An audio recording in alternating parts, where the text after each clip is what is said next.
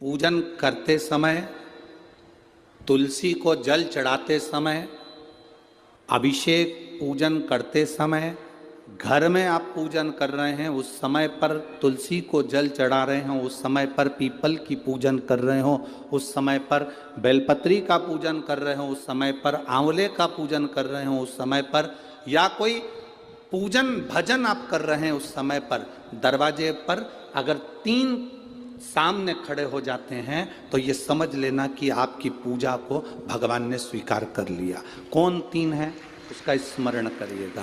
पहला, पूजन करते समय, भगवान की आराधना करते समय अंदर मंदिर में अपने घर में बैठकर आप भगवान निहला रहे हैं, भगवान की पूजन कर रहे हैं, अर्चना कर रहे हैं, सेवा कर रहे हैं, माला जाप कर रहे हैं, पूजन अर्चना कर रहे हैं, तुलसी को जल चढ़ा रहे हैं, उस समय पर 3 का दर्शन अगर आपको हो जाता है, आपके दरवाजे पर अगर आ जाते हैं तो आपका समझ लेना पूजा स्वीकार हो गया। पहले नंबर पर पूजन करते समय दरवाजे पर गौ माता आकर खड़ी हो जाए, समझ लो तुम्हारा पूजन सफल हो गया।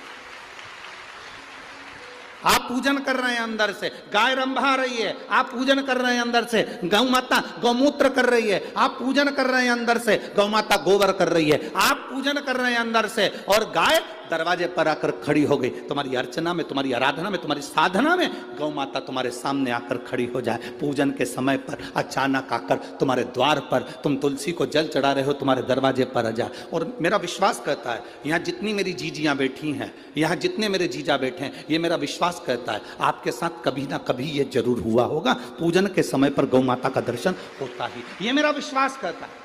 और ये कब होता है? जिस दिन आपका चित्त, मन, वृत्ति भगवान में रमी हो। चाहे तुम राम जपो, हनुमान जपो, शिव जपो, तुम्हारी मर्जी पड़े वो जपो। तुम देवी की भी पूजन कर रहे हो, किसी की देवता की पूजन कर रहे हो, कुल देवता की पूजन कर रहे हो, दिल से कर रहे हो, तो ये 3 का अगर दर्शन हो जाए तो कार्य सफल है। पहला, जम के बोलो, गौ माता।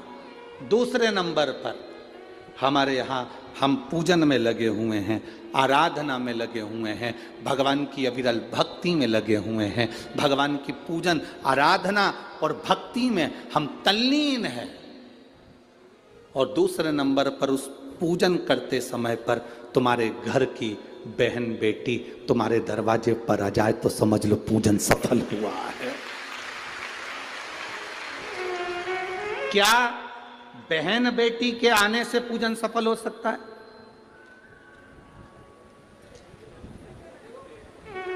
कहां लिखा हुआ है महाराज जी? आप इतनी बड़ी बड़ी बातें कहते हो। पूछने वाले पूछ सकते हैं, कहने वाले कह सकते हैं, आपने कैसे कह दिया कि बहन बेटी के आने से सफल हो जाता करे? तो आप उठाओ, हिमालय राज का बेटा बाणासुर से दोस्ती कर लेता, माता पार्वती का भाई बाणासुर से दोस्ती कर लेता है, और दोस्ती कर लेता है तो उसके चुंगल में फंस जाता है, बाणासुर के चुंगल में भाई संकट में आ जाता है। आज हिमालय राज और मैनावती दोनों बैठकर भगवान की आराधना कर रहे थे, इतने में पार्वती का आगमन हो जाता है। पार्वती ने आते से ही देखा, पिताजी आप आराधना कर रहे हो, पूजन कर रहे हो, किस लिए, क्यों? मैनावती ने कहा तेरा भाई संकट में घिरा हुआ है। पार्वती ने कहा क्यों चिंता करते हो, क्यों चिंता करते हो? पिताजी मैं आई हूं ना, चिंता मिटा दूंगी, चिंता मिटा दूंगी, आप चिंता ना करें। क्या हुआ? बाणासुर तेरे भाई को कष्ट दे रहा। बेटी पार्वती ने संकल्प ले लिया, उस बाणासुर का अंत मैं करूंगी। ना भगवान ब्रह्मा बाणासुर को मार सके, ना भगवान कृष्ण बाणासुर को मार सके। बाणासुर की कन्या भगवान कृष्ण के पास में, वहां उनके पौत्र के पास में गई, भगवान कृष्ण का युद्ध बाणासुर के साथ हुआ, 1000 भुजा, तो बाणासुर को भगवान कृष्ण नहीं मार सके। बाणासुर को न नारायण मार सके, न ब्रह्मा मार सके, बाणासुर को न शंकर मार सके, क्योंकि शिव ने तो वर दिया था।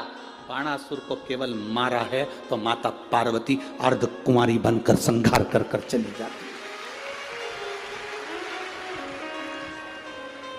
कोई तुमसे पूछे कि सियोर वाले महाराज ने कहा कि बहन बेटी के पूजन करते समय अगर बहन बेटी आ जाती है, पूजन करते समय हमारे घर की बहन बेटी, तुम्हारे कुल की बहन बेटी, तुम्हारे घर की बहन बेटी तुम्हारे दरवाजे पर आ गई, भले तुम उसको कुछ दो मत दो, पर बहन बेटी अगर तुम्हारे पूजन के समय पर तुम्हारे क्यों आप लोगों के ऐसा नियम है कि नहीं हमको नहीं मालूम, हमारे यहाँ तो ऐसा नियम है कि जब भी घर में कोई बड़ा आयोजन होता है, शादी होती है, फंक्शन होता है, कोई उद्यापन होता है, कोई चीज़ बड़ी करते हैं, तो सबसे पहले फ़ोन बहन बेटी को लगाते हैं कि हमारी बहन हमारे यहाँ आए, हमारी बेटियाँ, हमारी नंदे हमारे यहाँ आए, हमारी बुआ हमारे यहाँ आए।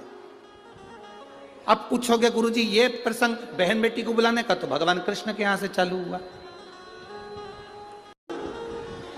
नंद बाबा की बहन नंदा आकर घर में रहने लगी और भाभी को जब जापा हुआ तो सबसे पहले नंदा भगवान को हाथ जोड़कर कहती है, बाबा ऐसी कृपा करना, ए बाबा ऐसी कृपा करना, मेरे भैया के यहाँ 60 साल के बाद तो औलाद हो रही है, तो ऐसी कृपा करना कि उनके घर में लड़का हो जाए। और नंदा हाथ जोड़ती जोड़ती जोड़ती जोड़ती यशोदा जी के कक्ष में गई, और जो कक्ष में गई जाकर जो दर्शन करा तो लाला का दर्शन था। नंदा खुश हो गई, थाली उठाकर बजाने लगी कलदार से, और एक थाली को उठाकर उस नंदा ने बजाया, थाली को उठाकर।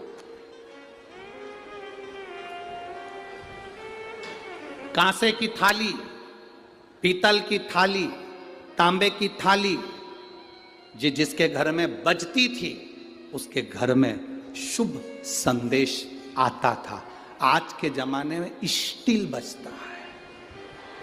अब आजकल के ज़माने में तांबा पीतल कांसा बजाते नहीं है। आज के ज़माने में तो जरा सी देर में बस बच्चा हुआ है, सूचना मिल गई, बैंड बाजा बजवा दो, ढोल नगाड़े बजवा। नंदा ने थाली बजाई थी और फिर आवाज आई थी, नंद घर आनंद,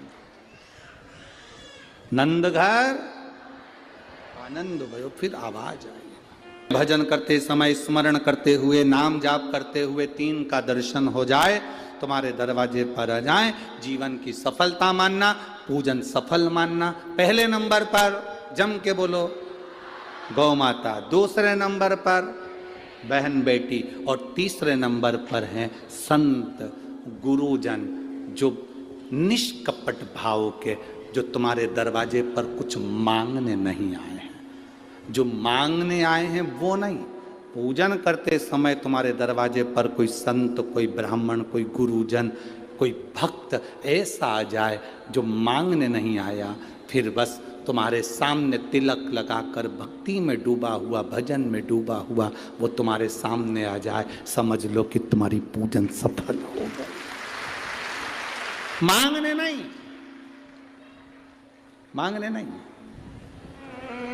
केवल आया, भजन गाया, सीताराम कहा, हर हर महादेव कहा, श्री शिवाय नमस्तुभ्यम कहा, जय श्री हनुमान जी कहा, और वो अपना चले गया। तुम्हारे दरवाजे पर मांगा नहीं उसने। असली संत तुम्हारे दरवाजे पर गुरुजन, ब्राह्मण जन, भक्त जन, कोई भगवत प्रेमी तुम्हारे दरवाजे पर दर्शन हो जाए पूजन के समय पर, समझ लो कि उसने स्वीकार कर लिया।